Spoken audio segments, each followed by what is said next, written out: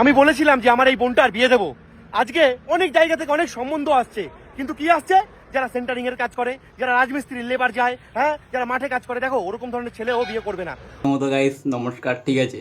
যারা ছোট ছোট কাজ করো, ঠিক আছে, যারা সেন্টারিংয়ের কাজ করো, যারা রাজমিস্ত্রির কাজ করো, যারা মাঠে ঘাটে কাজ করো, তারা কমেন্ট বক্সে দীপঙ্করের নামে উদুম মাদুম গালি দিয়ে যাও, ঠিক আছে? কেন মারা? যারা ওইসব কাজ করে তারা কি মানুষ না? ঠিক আছে? হ্যাঁ, আর তুই মারা কি করিস? ঠিক আছে, তুই 3-4 লাখ টাকা কামাস, তুই 3-4টে বউ নিয়ে রেখে দিয়েছিস। ও শিক্ষিতা, ও কদিন পরে চাকরি পাবে।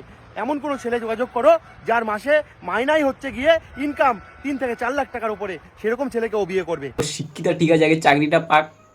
মানে 3-4 লাখ টাকার ঘরে ছেলে যে কামায় সে বালটাকে কেন বিয়ে করবে? না, ছেলে হয়ে একটা ছেলের কষ্টই বুঝিস না। একটা ছেলে যে কিভাবে সংসার চালায় ওইসব কাজ করে, তার কাছে ওই কাজটাই হলো ভগবান।